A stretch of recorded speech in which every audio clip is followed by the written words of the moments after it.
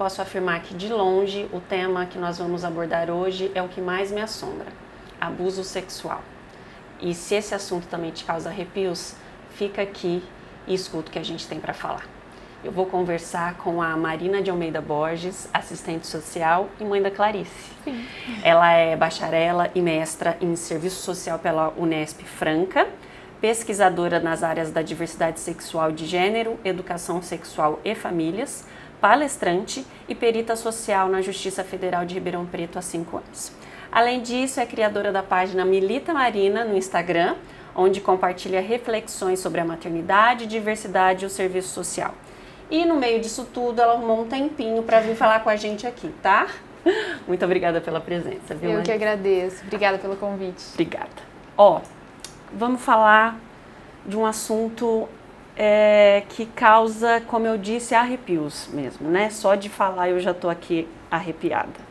Eu tenho 2 meninos e é uma preocupação muito grande, por isso que eu quis levantar esse tema, que às vezes eu percebo que fica por debaixo dos panos, né? Existe uma forma eficaz, primeiro de tudo, de prevenção contra o abuso? Existe, Thaís. Eu acho que essa é a palavra-chave, sabe? A prevenção é a palavra-chave. E, na verdade, é o mais difícil, talvez, da gente trabalhar, né? A gente tem na nossa cultura mesmo a dificuldade de trabalhar antes das coisas acontecerem. Se você for parar para pensar na nossa própria saúde, né? Muitas vezes a gente deixa para tratar uma doença do que prevenir essa doença, né? E com o abuso infantil, infelizmente, não é diferente, né? Muito porque se causa arrepios e a gente evita falar daquilo que nos traz esse desconforto. Então, a prevenção é trabalhar esse tema, é falar sobre isso, né? E é justamente o que as pessoas acham que é o oposto. Que falar é ruim, que falar incentiva, que falar desperta curiosidade. E principalmente quando a gente trabalha com sexualidade, né? As pessoas tendem a achar que realmente falar sobre sexualidade acaba antecipando, estimulando, antecipando a vida sexual daquele adolescente, enfim. E muito pelo contrário, né? Existem já pesquisas que mostram que quanto mais a gente trabalha sobre essa temática, mais tardio é o início da vida sexual desses adolescentes e jovens. E a gente falar sobre sexualidade não é exatamente falar sobre o ato sexual, Exato. Né, Marina? É bom deixar claro isso, porque as pessoas confundem muito e por isso até evitam tocar nesse assunto com os filhos, enfim. Exatamente, isso é uma coisa que eu vejo muito nas palestras que eu dou, assim, né? Eu sempre pergunto para as pessoas, qual é a primeira coisa que você pensa quando eu falo sexualidade? E as pessoas ficam meio contidas, eu falo, pode falar sexo, né? E, na verdade, muitas das vezes eu faço uma palestra inteira sobre sexualidade sem nem mencionar o ato sexual. Porque sexualidade é tão mais amplo que isso, né? Sexualidade é como eu me vejo, é como eu vejo o outro. É sim, muitas vezes o ato sexual também. Dentro de tudo isso, né? É um conjunto, não é uma coisa só. Exatamente, é um conjunto de coisas, assim, né? O que nos faz, assim, enquanto ser humano, nossa troca afetiva e ou sexual com outros seres também. Mas, assim, o que é mais complicado quando a gente fala de abuso infantil é que a gente entra nessa seara muito protetora, né, da família e que muitas vezes ganha uma roupagem meio sacramentada e é difícil da gente entrar com esses temas mais cabeludos, assim, né? Então, por isso que nos causa tanto desconforto falar sobre isso. Mas as pessoas precisam entender que o falar sobre o tema, ele começa a nos dar possibilidades de entender, explicar e prevenir. Né? É o principal. Exato, e assim, entender também que muitas vezes a gente não vai conseguir controlar todas as ações dos outros para com os nossos filhos. Isso é o que nos dói enquanto mães. Né? Não ter esse poder. Não ter esse poder de colocar os nossos filhos numa bolha, né? Na nossa bolinha de vidro ali. Mas a gente tem o poder de trazer os nossos filhos para nós, de nos reportar o que está acontecendo e de ensiná-los também o que é o consentimento, a falar não, a procurar ajuda, né? Porque a situação mais difícil dentro de um abuso é você não saber o que fazer. Isso não só no caso de um abuso infantil, né? Quando a gente pensa em abuso sexual no geral, pensando em mulheres adultas também, né? A gente vê que a mulher tem muita dificuldade em expor o que aconteceu. Ela não sabe lidar quando está acontecendo ali, ela muitas vezes não sabe pedir ajuda, não sabe interromper aquilo, se é possível, né? Quando é possível. E para uma criança, muito mais vulnerável, né? Então, assim, uma coisa que é importante é adequar a linguagem, quando a gente vai falar de prevenção. Sim. Então, assim, Seria. as pessoas acham também que falar sobre sexualidade é você falar sobre sexo com uma criança. E não, a gente adequa a linguagem de acordo com a idade que a gente está conversando, Sim. né? Então, o papo que a gente está tendo aqui, a gente teria totalmente diferente se fosse com uma criança. E totalmente diferente com um adolescente. E aí por diante. Então, assim, a prevenção é falar sobre o assunto. É a tal da educação sexual, que as pessoas têm tanto medo desse conceito, né? Sim. Que parece que é educar sobre sexo, mas na verdade é educar sobre consentimento, sobre o próprio corpo, né? Sobre quais são os meus limites, é reconhecer nos meus adultos cuidadores a minha rede de apoio, para quem que eu posso correr, né? Porque muitas vezes a gente não pode esquecer que o abuso infantil acontece de pessoas próximas, familiares, pessoas de dentro da nossa própria casa. Sim. Né? Então, essa é uma chave importantíssima, ensinar as nossas crianças a quem você pode recorrer, como você pode recorrer, né? Como reconhecer o seu próprio corpo, o que é o consentimento, né? Isso é a proteção, é a prevenção. Marina, quais os principais obstáculos assim que você encontra como profissional para abordar esse trabalho de prevenção, uma vez que o crime, que nem você falou, fica escondido, a família tenta abafar porque acontece com o vizinho, o melhor amigo do pai e da mãe, com o primo, com o tio. Qual que é a maior dificuldade? Eu acho que a gente esbarra nessa, logo no início, assim, no entender que aconteceu um abuso, sabe? Eu acho que essa é a principal dificuldade, a aceitação de que aquilo aconteceu. E isso impacta em tudo que vem depois, né? Impacta num possível tratamento que precise ser feito, seja psicológico, seja médico mesmo, né? Da família toda. Da família toda. Da família toda, porque não é só a criança que sofre com aquele abuso, né? Muitas vezes os cuidadores precisam passar ali por um tratamento psicológico para poder lidar com aquelas feridas também. Eu fico pensando no sentimento de culpa que deve afetar o pai, os pais dessa criança ou os cuidadores, né, os primários ali, e a pessoa que fez, talvez seja um adolescente, vamos supor, os pais desse adolescente também, né? É uma ruptura muito grande numa família isso, sim, né? Como lidar com uma situação dessa? Ser o pai da vítima, pai, mãe, responsável, ou ser o pai do agressor, tem as suas dificuldades nas suas medidas particulares, assim, né? Eu acho que nós, enquanto mães, pais, responsáveis, a gente sempre vai carregar uma culpa, muitas vezes irracional, sim, né? Uma culpa de algo que foge do nosso controle.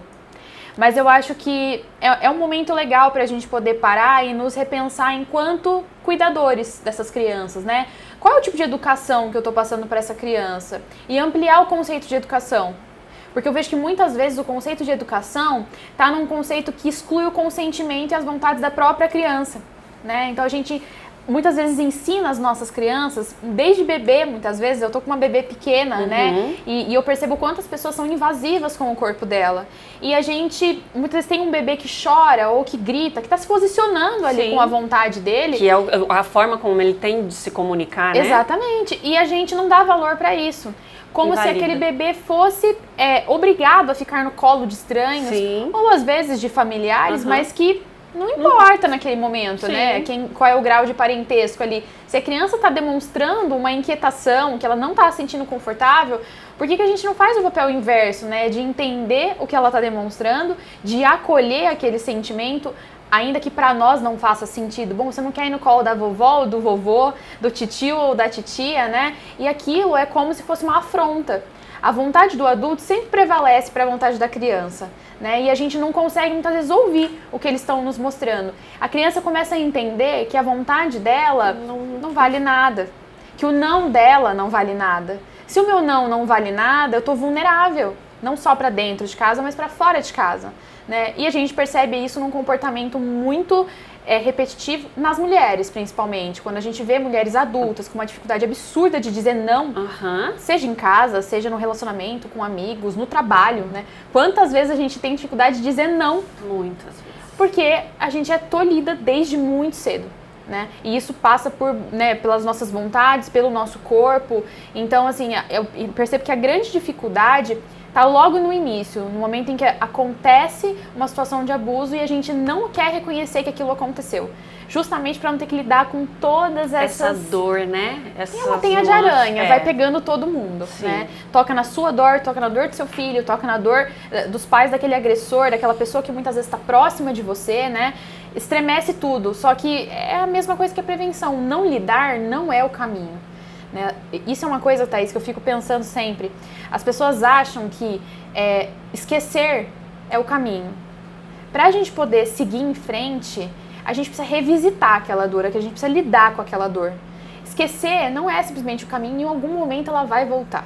E ela vai voltar, às vezes, muito maior do que se você tivesse trabalhado ela no momento que precisava, né? E com o abuso não é diferente. Além de, claro, né, que a gente não fala só de marcas ali psicológicas. Muitas vezes aquela criança precisa de um tratamento mesmo, né? Se chegar ali nas vias de fato, a gente precisa correr para poder ver se precisa. Tem coquetéis, tem medicamentos, tem uma análise, tem exames que precisam ser feitos, né? Então... Às vezes existe a possibilidade de gravidez. Exatamente, né? E aí isso é trauma atrás de trauma, né? Então, assim, a gente precisa olhar para isso com a seriedade no momento em que aquilo acontece, né? Passar um pano ou botar por debaixo do pano também abre portas para que volte a acontecer. Validar a criança seria uma forma de ajudar na prevenção.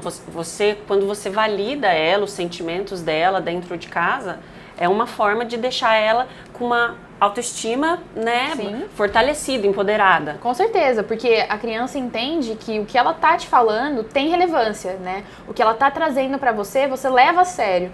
E a criança também, nesse meio do caminho, ela entende até onde ela consegue ir, com qual adulto ela pode contar. Isso é super importante, porque sempre vai ter aquele momento de que você dá o descrédito para a criança, né? Como se, é manha, é birra, você tá mentindo, tá inventando, né? E a gente sabe que a criança, naturalmente, passa por várias fases de desenvolvimento, né? Mas a gente também não pode colocar isso como a mentira, como a birra, isso tudo como o natural. A criança, ela não nasce sabendo fazer tudo isso, né? As pessoas, inclusive, falam desde bebê, esse bebê tá fazendo birra. Ele não sabe o que é birra.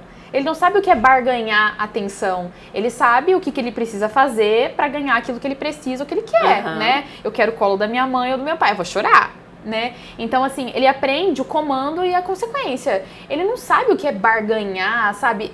Nós adultos sabemos o que é isso. Não tem essa maturidade ainda. Não tem essa malícia toda de mentir, achando que a criança tá mentindo para que ela, sabe? Nós fazemos isso, é a gente que passa isso pra criança. E projeta isso neles, Exatamente. Né? Então, se a gente consegue fazer esse movimento inverso de validar o que a criança tá trazendo, a gente consegue entender, inclusive, quais são os comportamentos dessa criança, para que a gente perceba se algo mudou, que são os sinais de alerta também. É isso que eu ia falar para você agora, como identificar esses sinais na criança? Eu acho que enquanto cuidadores, assim, a primeira coisa é conheça a sua criança, sabe? A gente precisa conviver, a gente precisa validar o que ela tá, para eu poder saber qual é o normal, qual é o padrão, sabe, da minha criança, como que ela age no dia a dia, para que eu consiga identificar mudanças. Porque a falta de conexão, muitas vezes, que a criança tem com esses cuidadores, com esses pais, né? Quando eu falo cuidadores, são as pessoas que mais convivem, né? Sim. Mas essa falta de conexão acaba...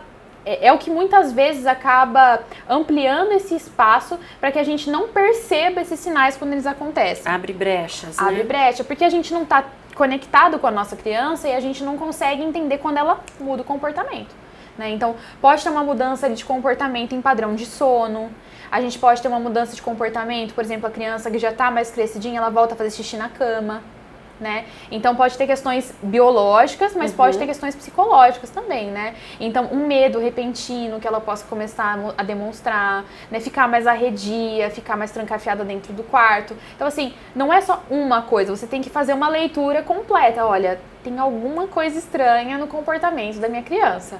Né? E aí, muitas dos profissionais que trabalham, né, principalmente psicólogos, fazem muitas vezes leituras através de coisas mais lúdicas, como desenhos, por exemplo. Sim. Né? Então, a gente consegue extrair, às vezes, da criança, de várias formas, o que está acontecendo, né? Porque muitas vezes a gente fala de uma criança pequena que não consegue sentar e bater um papo. Mas, se você está falando de uma criança maior, abrir essa porta para o diálogo é extremamente importante, porque no momento em que algo mudar, você Você vai consegue perceber, né? Uhum. E ela muitas vezes vai trazer pra você. E se ela não trouxer e você der uma cutucada, ela traz. Porque ela sente confiança em você. Ela tava só esperando que você chegasse ali e a procurasse, né? Então, assim, as mudanças de comportamento podem ser várias. Os sinais podem ser vários, né? Mas o mais importante é conhecer para poder identificar. Entendi. Eu fico imaginando, assim, em alguma situação que aconteça isso dentro da própria casa, da própria família. Como fazer para... A gente tem que manter longe o abusador da vítima. Como que faz essa separação? Se é todo mundo parente, familiar, como é que fica isso? Ai, é tão difícil, né? Porque você vai nunca mais ter contato com aquela pessoa. Ao mesmo tempo eu fico pensando na cabeça da vítima. Mas minha mãe me deixou conviver com quem me fez mal. Não vai ter esse entendimento hoje, mas talvez quando for adulto, a pessoa que era para me proteger, sabe? Eu acho que isso talvez, essa questão do adulto proteger a criança, talvez seria uma culpa muito maior, em alguns casos, do adulto que é o agressor, do que da mãe ou do pai, que não são os agressores, Sim. né? Neste caso hipotético. Por quê? Senão a gente permanece nessa ideia de que a mãe e o pai tem que estar em cima o tempo inteiro e a gente não vai conseguir proteger eles do mundo, né? Então, isso é uma coisa que eu acho importante a gente trazer para que a gente acalme o coração de quem está ouvindo a gente, no sentido de calma, sabe? Infelizmente, você não tem a solução para todos os problemas do universo, mas a gente pode sim conversar com quem está próximo da gente. Então, assim, falar assim com tios, com primos, com todo mundo, trazer esse assunto, sabe? Sentir o desconforto das pessoas é super importante, Sim. né? Compartilhar coisas sobre isso é super importante, desde que com fontes corretas, bem fundamentado, né? Mas mostrar que você tá atenta, mostrar que você conhece a sua criança e aprender a falar não. Eu acho que isso é fundamental. Quando a gente se torna mãe, pai, responsável, a gente precisa aprender a falar não, mesmo que seja para pessoas da família, sabe? Então, chegou ali com a sua criança, a pessoa já vem querendo pegar ela no colo. Você sentiu o desconforto? Não.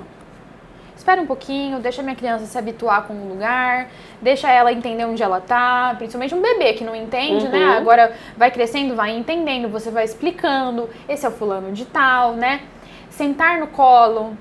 Isso é uma questão, principalmente, né, quando a gente tá em fim de ano, começa a vir Natal e Papai Noel e vem toda uma discussão Sim. voltada pra cima disso, Sim. né? Senta ou não senta no colo do Papai Noel?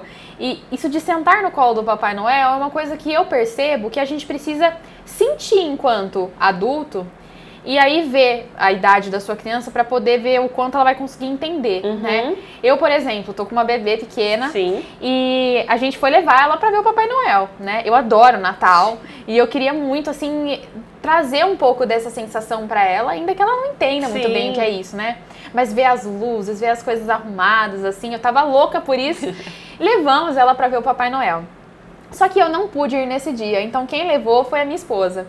E aí, quando ela tava indo pra lá, tô indo ver o Papai Noel e tal. Mas e aí, coloco ela no colo ou não coloco ela no colo? E eu falei, conversa com ela.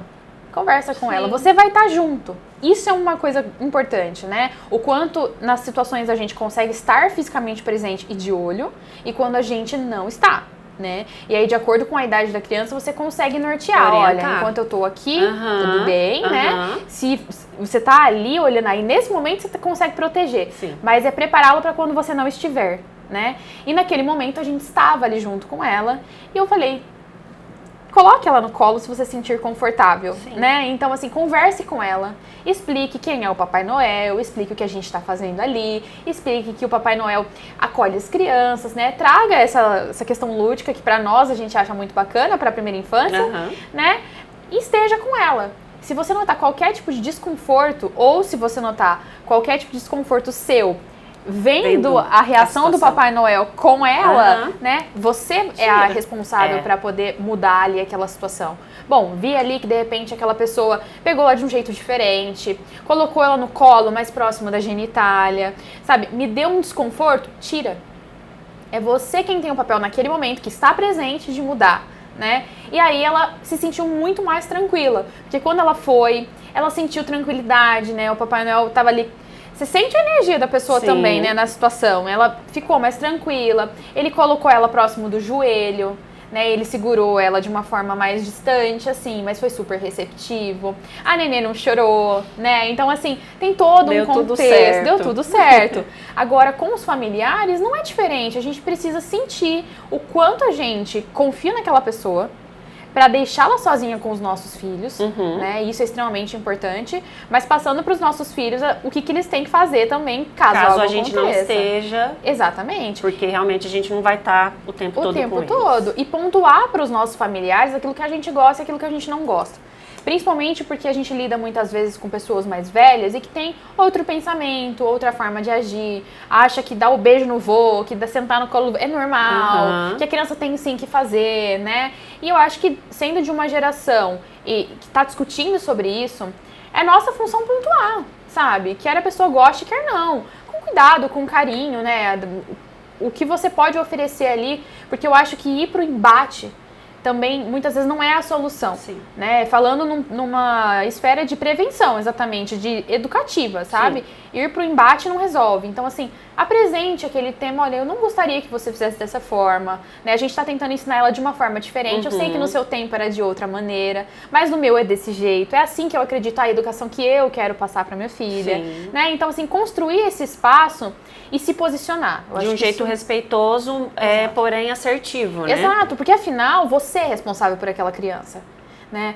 Se o pior vier a acontecer, é você quem vai ser responsável. Não é a avó, não é o vô, não é o tio, não é... nessa hora some todo mundo, assim, é você quem é o responsável. Então, assim, não tenha medo de se posicionar e procurar informações qualificadas para isso, né? Bom, eu vou falar isso com a minha mãe, que é vó da minha filha. Como é que eu vou chegar nela? Procure formas mais assertivas, sabe? De conversar, uma linguagem que atravesse, chegue naquela pessoa.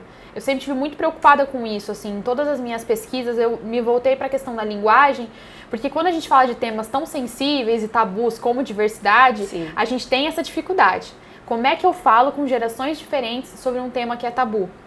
Então, procurar a melhor linguagem para chegar naquela pessoa, naquele público, é um caminho super importante, né? Para que a gente consiga fazer a mensagem ser recebida. E bem, né? Porque às vezes você pode ser a chata da família que quer criar o seu filho diferente de todo mundo. Que é bem possível que você vá ser, né? E aí quero deixar todas tranquilas que, assim, vamos assumir o papel de chata, Com certeza. Se for para defender a infância dos nossos filhos, não vejo mal nenhum nisso. Eu também não. Eu acho que se a gente estiver focada numa educação respeitosa, se a gente estiver focada, assim, numa educação naquilo que você acredita, para ser ainda melhor para o seu filho, para sua filha...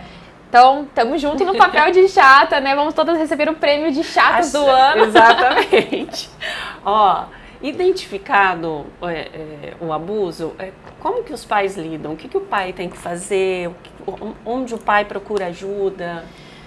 Depende, né? Depende, assim, se for uma coisa que a gente identifica ali um abuso sexual, né? De fato, né? De poder ter acontecido um estupro, é importante que a gente procure um atendimento de saúde. E estupro não é apenas penetração, né? Exatamente. O estupro ele pode ser outras coisas, né? Então, desde um beijo forçado, né, até passar a mão na genitália, até de fato acontecer a penetração, tudo isso são variáveis, mas é estupro, né? Isso é super importante a gente realmente ressaltar. Mas se a gente percebe ali na narrativa da criança, né, no que ela te conta que houve estupro, a gente precisa, primeira coisa, procurar um atendimento de saúde, né? Para que a gente consiga ali ver o que é necessário, se é necessário fazer um corpo de delito, né, colher ali amostras para que a gente veja, enfim, né, vai depender do que aconteceu de fato. Mas geralmente esses serviços de saúde, eles já têm uma equipe multidisciplinar para poder fazer os desdobramentos necessários. Então, quando a gente fala de adolescente, por exemplo, né, aqui em Ribeirão Preto a gente tem o serviço público, né? Então a gente geralmente já é encaminhado para poder fazer o corpo de delito e logo em seguida eles já encaminham também para terapia, então para psicoterapia, para acompanhamento psicológico. Tem um serviço específico aqui em Ribeirão, né, para poder fazer esse atendimento. E aí vai acontecendo os desdobramentos. E no caso de menor de 18 anos, né, é importante lembrar que é o estupro de vulnerável. E aí, nesse caso, é acionado o Ministério Público para poder já começar as tratativas do processo judicial. Então, a gente tem vários desdobramentos, né? A questão médica, a questão social, psicológica e jurídica também, né? Então, nesse caso, a gente não precisa nós irmos até um advogado para entrar com o processo. Não, sendo menor de 18 anos, a gente já vai ter, o Ministério Público vai entrar nesse processo também. Uhum. Então, tudo vai depender muito daquela conjuntura. Agora, se você identifica ali, não sabe direito o que aconteceu, o melhor caminho é procurar o atendimento psicológico, né? Para que a criança consiga ali, com um profissional ou uma profissional adequado, extrair mais informações para entender de fato o que aconteceu. Agora, se a criança já menciona quem é a pessoa, isso é extremamente importante, né? Para que você consiga cercear ali o contato daquela criança com aquele agressor. Uhum. E conter os ânimos também é importante, né? Porque senão a gente desdobra de um crime e a gente vai para outro. E aí, eu sempre gosto de trazer isso, Thaís. A gente quer muito defender as nossas crianças, defender, né? De qualquer forma. De toda forma, a gente quer defender. Só que, nesse momento, pra gente partir pra uma loucura e perder a estribeira ali, é assim.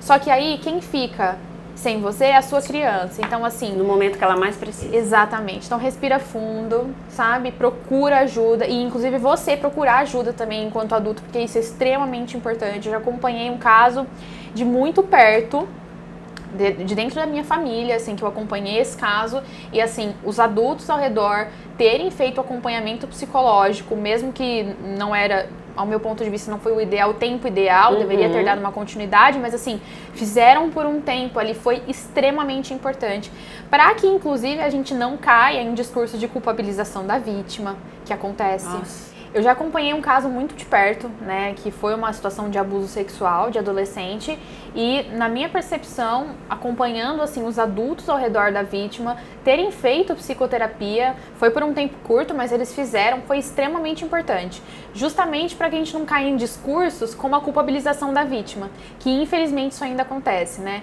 É natural que quando coisas ruins no geral aconteçam na nossa vida, a gente busque a culpa, a gente busque um porquê, um motivo, né? Só que muitas vezes, e principalmente em casos de abuso, a gente olha para o lugar errado, né? A gente está olhando para uma culpa e de um porquê na vítima e não no agressor, né? Que também é um movimento importante enquanto sociedade, a gente olhar para esse agressor para poder entender de onde está vindo esse comportamento, o que a gente pode fazer para prevenir esse comportamento. E isso acontece mais quando a vítima é adolescente menina, você percebe? Sim.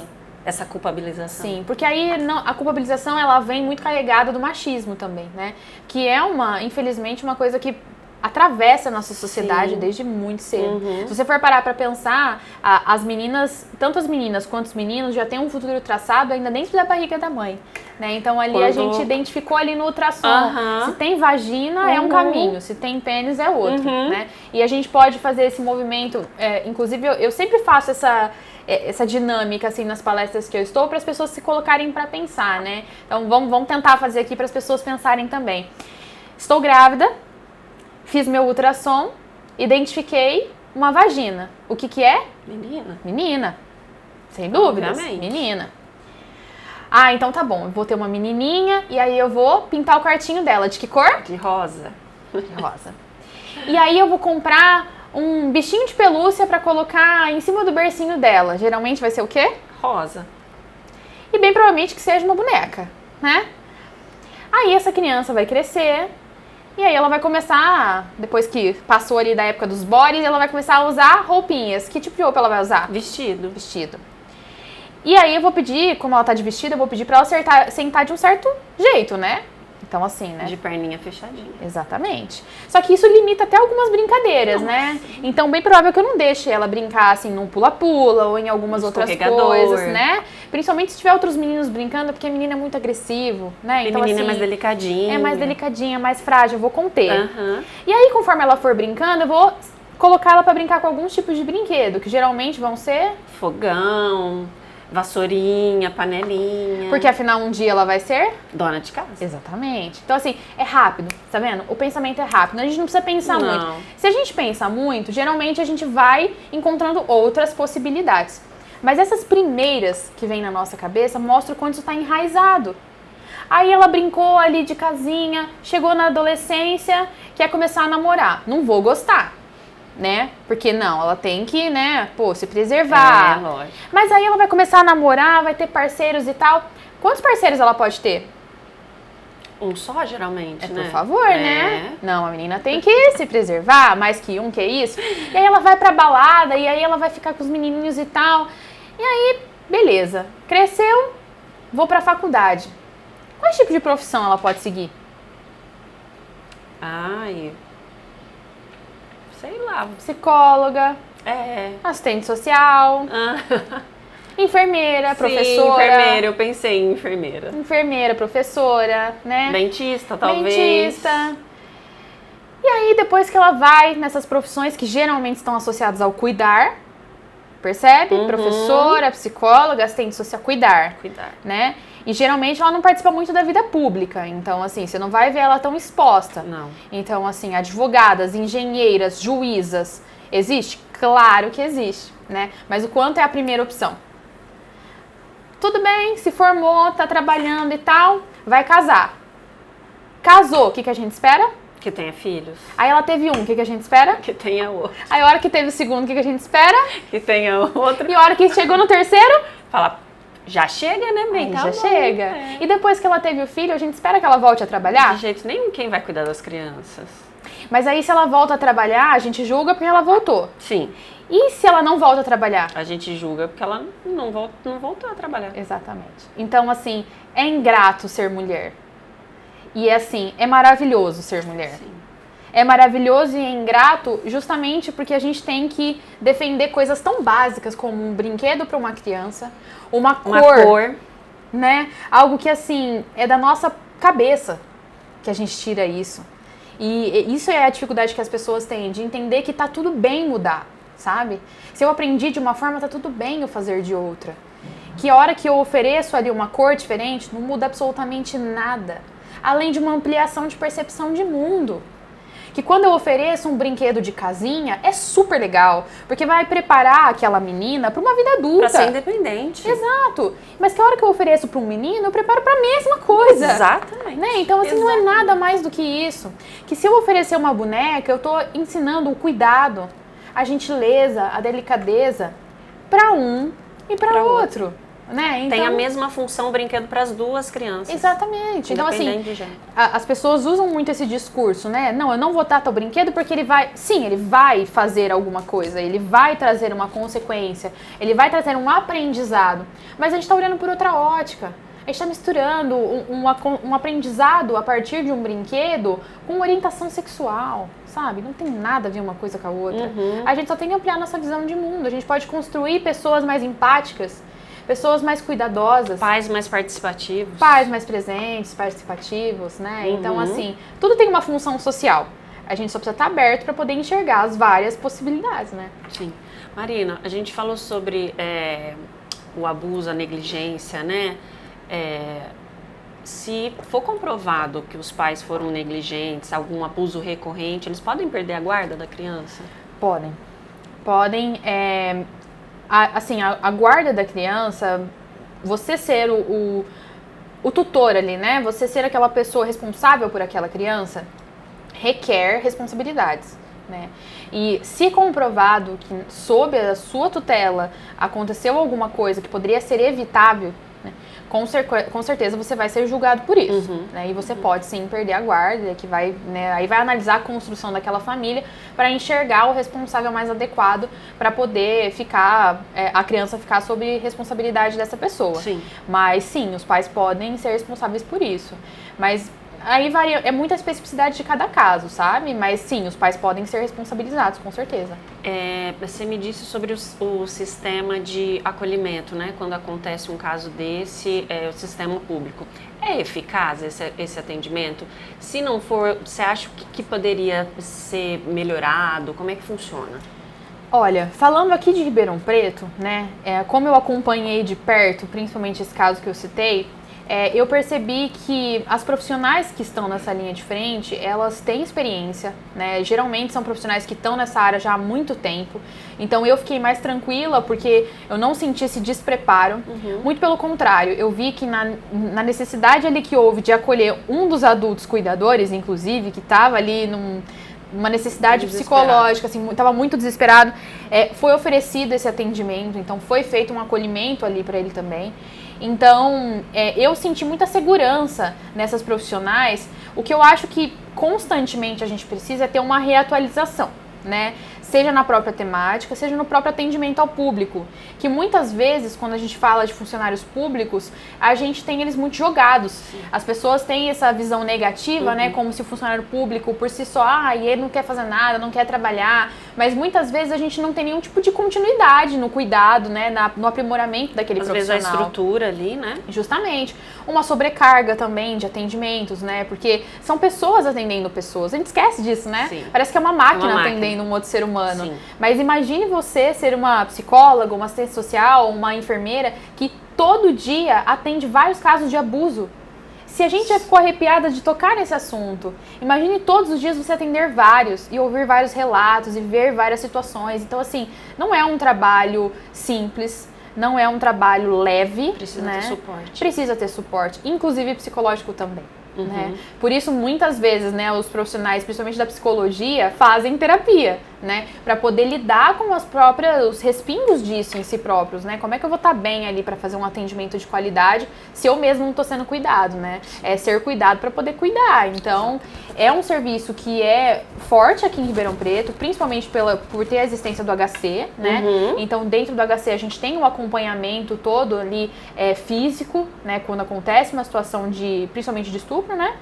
Então, a gente tem tudo oferecido pela rede pública, os medicamentos, é tudo feito na hora, sabe? Então, assim, eu confio muito na nossa rede pública, sabe? Eu enxergo os nossos pontos fracos como necessidades de melhoria, mas eu acho que isso é uma coisa generalizada, sim, né? Mas o que a gente tem de serviço público de saúde, né, é excepcional o que a gente tem no Brasil, se a gente for comparar com outros países, né?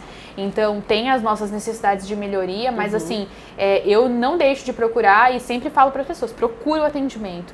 Muitas vezes você vai, às vezes, esbarrar ali numa fila, numa situação de espera, mas assim, procure. Procure, porque a gente tem tudo gratuito. A gente tem tudo gratuito, de qualidade, a ciência que banca o sistema de saúde desse país, né? E a gente precisa acreditar. Se a gente tem a nossa dispor isso, né? Por que não? Sim. Então, nesse caso em que eu acompanhei, tudo foi integralmente coberto pela saúde pública. E as profissionais foram extremamente solícitas, assim. Depois a família acabou dando continuidade no atendimento psicológico de forma particular, né, com uma psicóloga da cidade que era mais voltada para essa área de atendimento a vítimas de abuso sexual. E por uma escolha deles, assim, né? Mas isso era oferecido também pela rede pública, né? Ela poderia fazer as sessões... Continuar o até tratamento. O profissional perceber que essa pessoa não precisa mais de acompanhamento. Exatamente. O trabalho é feito contínuo. É feito contínuo. É feito contínuo. Que legal. É bom as pessoas saberem disso, sim, né? Sim, porque muita ela gente... só parou porque ela estava fazendo já particular, né? Mas poderia ter continuado por lá. Inclusive, a psicóloga particular na época fez uma declaração informando que estava fazendo aquele atendimento para que ela levasse isso no sistema de saúde para que ela entendesse que tudo bem, então eu vou te liberar. Entendi. Principalmente quando a gente fala de menor de idade, né? Sim. Que é meio que uma obrigatoriedade do sistema, né? De ter que cuidar ali daquela criança, daquele adolescente, para garantir que o atendimento está sendo prestado, né? E isso é extremamente importante. Marina, você acha que as escolas poderiam fazer um trabalho mais intensivo sobre isso? Eu sei que deve esbarrar naquela questão que muita gente é contra, né? Por não entender. Falar sobre educação sexual nas escolas, muitas pessoas tomaram isso como partidário, enfim. Só que a gente sabe que não é, né? Como que abordar isso? Você sabe que no meu mestrado eu trabalhei exatamente com esse tema, né? Eu sempre floreei muito nessa parte da educação, sempre gostei muito de educação. E quando eu tive a possibilidade, eu entrei na área da educação justamente para poder pesquisar sobre diversidade, né? Então, trabalhar diversidade sexual e de gênero na educação. Então, a minha inquietação era, isso é trabalhado? Se sim, como? Se não, por quê? Né? E eu fui no sistema público. Eu fiz a minha pesquisa em Franca, que é uma cidade próxima aqui de Ribeirão, né? E trabalhei justamente numa escola pública, para poder fazer essa coleta de dados, tanto com adolescentes, né, minha pesquisa foi voltada para adolescentes, quanto com os docentes, com os professores, né? É uma pesquisa que está totalmente gratuita, disponível integralmente no site da Unesp, né, no repositório da Unesp de Franca. Então, quem tiver interesse em ler o trabalho completo, mas assim, toca exatamente nesse ponto que você trouxe. A primeira coisa que eu identifiquei é que não é trabalhado. né? A minha pesquisa, ainda que tenha sido feita antes dessa última reforma que aconteceu, nela eu já trazia o que eles estavam prevendo que iria acontecer, quais seriam as principais mudanças a partir dessa reforma, quais seriam as mudanças na base nacional comum curricular, e fazia algumas previsões ali do que isso poderia gerar, né? E assim, esses dias mesmo eu estava revendo essa pesquisa e eu falei, nossa, eu preciso de um capítulo 2 disso para poder mostrar como é que foi depois desse último governo, né? Que justamente pegou tudo isso em andamento, teve uma pandemia, então teve aulas remotas também, então tudo isso se atravessa. Sim.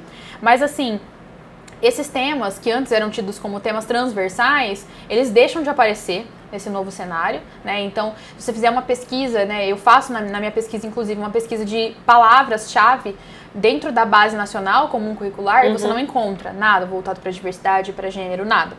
Né? Então, assim, a ideia é boicotar mesmo tudo o que fale de sexualidade, de diversidade, né? Então, assim, as pessoas já tinham um preconceito, isso foi sendo alimentado, e foi sendo alimentada em cima do senso comum dessas pessoas. Sim. Então, quando a gente tem o surgimento ali da tal do Escola Sem Partido, o Escola Sem Partido, ele surge de um pai que é advogado e que começa a fomentar essas ideias como se trabalhar isso dentro da escola fosse uma questão partidária e que trouxesse também, é como se a gente tivesse zumbizando as crianças, sabe? Então, assim, você tá fazendo realmente uma ideologia na cabeça daquela criança, daquele adolescente, e esquece até o que significa ideologia. Se a gente tem uma pesquisa simples do que significa ideologia, a gente vai ver que tudo é ideologia, né? Então, assim, a forma de pensar, aquilo que você acredita. Eu acredito numa educação respeitosa.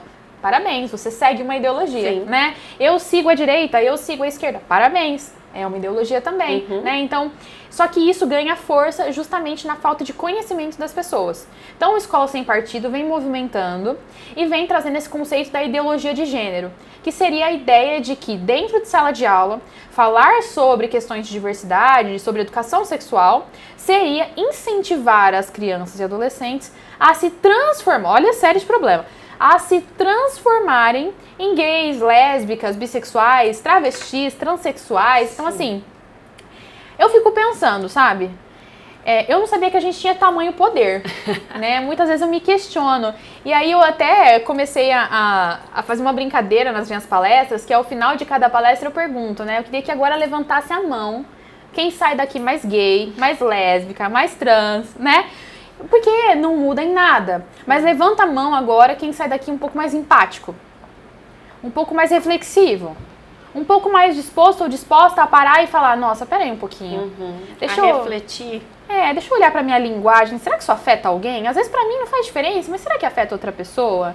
Né? Então, assim, só que isso ganha peso, exatamente como eu disse, na falta de conhecimento das pessoas, né? Então, para uma pessoa que não teve estudo, que não tem a mesma condição de ter acesso à informação, a esse tipo de reflexão, ter uma reflexão crítica requer exercício, requer condições, sabe? Não é qualquer pessoa que tem. Então, assim, muitas pessoas ainda, e a gente tem esse número aumentando cada vez mais, infelizmente, no Brasil, de analfabetos funcionais, que não conseguem, muitas vezes sabem ler e escrever, mas não sabem fazer uma interpretação de texto, aprofundar num pensamento. E como é que você vai explicar uma coisa assim, tão subjetiva quanto a identidade de gênero de um ser humano, para uma pessoa que muitas vezes não consegue interpretar um anúncio de venda de um objeto, né? Então, assim, é uma falha na nossa educação. Não só desse governo, de governos anteriores. Sim. Né? Fica mais fácil de malear, eu acredito, né? Exato. Esse tipo de gente, de levar. Exatamente. Quando você tem uma pessoa menos crítica, essa pessoa questiona menos. Exato. Se ela questiona menos, as bases continuam as mesmas. Né? As pessoas que têm poder continuam com poder, a vida segue, os que têm mais continuam tendo mais, os que têm menos continuam tendo menos. Né? Agora, quando você começa a movimentar e inverter essa pirâmide, dar acesso à educação, o favelado começa a questionar. As mulheres começam a sair da casinha. E aí isso traz para quem sempre esteve mais confortável um desconforto tremendo. E um medo de perder espaço. Né? E que muitas vezes isso acontece, mas no geral as pessoas precisam entender que há espaço para todos, de formas diferentes. sabe? Um espaço que um homem ocupe, que uma mulher ocupa, a gente, muitas vezes eu escuto, né, o discurso, eu quero direitos iguais. Não quero, não. Eu quero direitos justos, eu quero que a gente tenha acesso. E para isso, muitas vezes vai ser diferente. Sim. Eu não tenho medo da palavra diferente.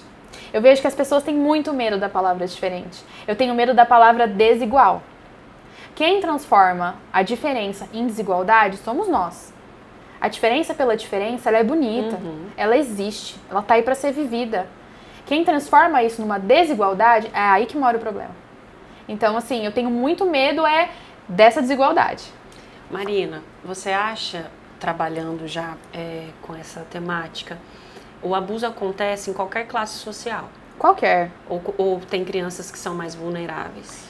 Não, o abuso ele acontece em qualquer classe social, ninguém está imune, né, a acontecer isso. O que a gente tem é uma subnotificação, né, então infelizmente a gente tem ali grupos, classes sociais que têm mais acesso à informação, que passam um pano maior em cima das situações. Principalmente se a gente vai falando de pessoas com alto poder aquisitivo, que a gente não quer esse tipo de exposição. A gente só quer negar que aquilo aconteceu e a gente, muitas vezes, essas famílias conseguem realocar aquele jovem, aquela criança para uma outra atividade, faz um tratamento, ninguém precisa ficar sabendo, não faz nenhum tipo de exposição no caso, né?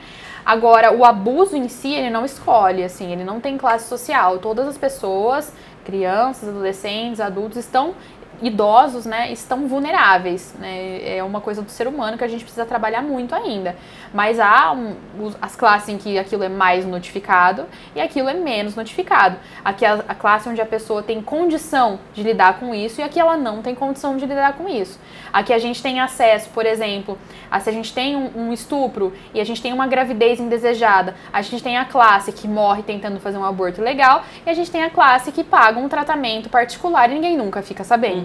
Né? Então, assim, a questão social no Brasil passa muito pela questão de classe, a questão financeira, assim, é extremamente impactada, né, em todos esses cenários. Então, no abuso, isso não acontece também, não é diferente.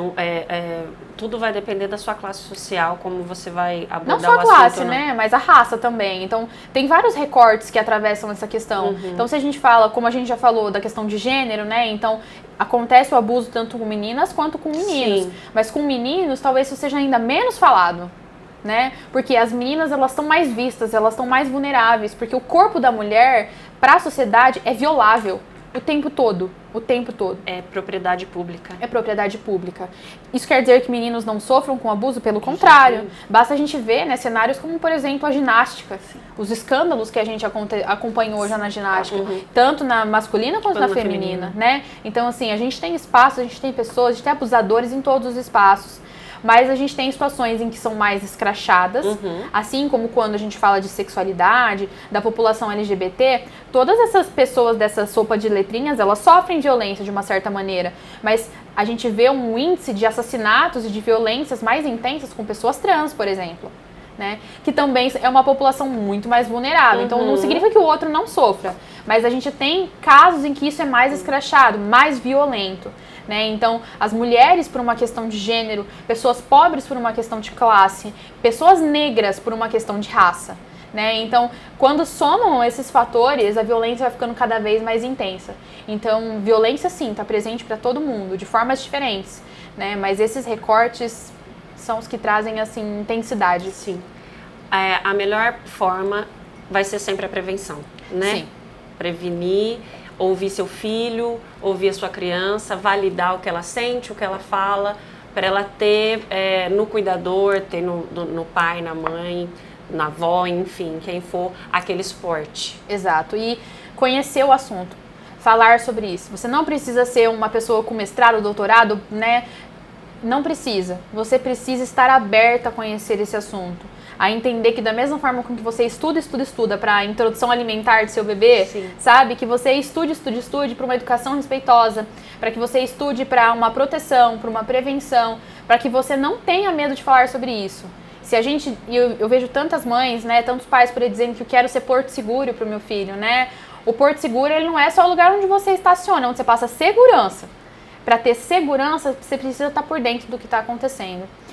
Ah, Marina, mas eu não vou conseguir, né, saber de tudo isso, entender tudo isso. Procure ajuda. né? Existem pessoas que se debruçam sobre esse tema, que pesquisam sobre isso, que trabalham com isso há anos. Sim. Né? Então procura, do mesmo jeito que a gente procura nutricionista e a gente procura pediatra, a gente procura uma psicóloga, a gente procura uma assistente social, a gente procura alguém para poder entender mais sobre esse assunto, mas não tem medo. Acho que romper esse medo, sabe, do falar, do ouvir sobre isso, do enxergar a realidade é o primeiro passo. Eu ficaria com você aqui, eu acredito que todo mundo também, até nem sei que dia. Mas tá chegando ao fim do nosso programa. Eu queria te agradecer muito, muito mesmo, porque foi um bate-papo super informativo, super importante. Eu queria muito trazer esse tema, queria trazer luz a esse assunto tão delicado, e você falou sobre ele com uma delicadeza e uma generosidade que eu queria te agradecer muito mesmo, tá? Obrigada. E olha que bonito, né? Você falou de trazer luz. Essa minha pesquisa chama Entre Trevas e Arco-Íris, colorindo a diversidade no ensino médio. Então, legal. assim, é para trazer luz, é para trazer cor, né? Eu acho que a gente já tem tanta coisa difícil pra gente lidar no nosso dia a dia. Sim. Ser mãe, ser pai é muito difícil, né? A gente se cobra o tempo inteiro. E assim, essas culpas irracionais, elas vão existir dentro da gente. Então por isso que a gente precisa aprender também a se recolher, né? Olhar para os nossos próprios medos. Talvez a gente tenha visitado com esses temas coisas que aconteceram com a gente, que a gente não tinha para quem recorrer, que a gente nem sabia que era um abuso, que a gente nem sabia que era uma violência e que a gente tem... O que eu faço agora? Eu não quero que meus filhos passem por isso, né? Então, vamos abrir os olhos, vamos abrir o coração, né? Para poder falar sobre esse tipo de assunto, para que a gente consiga se sentir seguro mesmo e encarar. Eu acho que encarar isso de frente é a chave da mudança, para que a gente ensine isso para os nossos filhos e eles lidem com ainda mais naturalidade com os filhos deles e assim por diante. Eu acredito muito na educação sexual, na educação respeitosa como uma chave para a prevenção do abuso infantil e de outras tantas violências. Obrigada pelo convite. Eu que agradeço. Eu aposto que você gostou muito desse assunto, mas a gente pode voltar com a Marina qualquer dia, é só você pedir, tá? Gostou? Compartilha, curte, manda para os amigos, manda para as mães que você conhece, para os pais, para os cuidadores, e até o próximo programa. Tchau!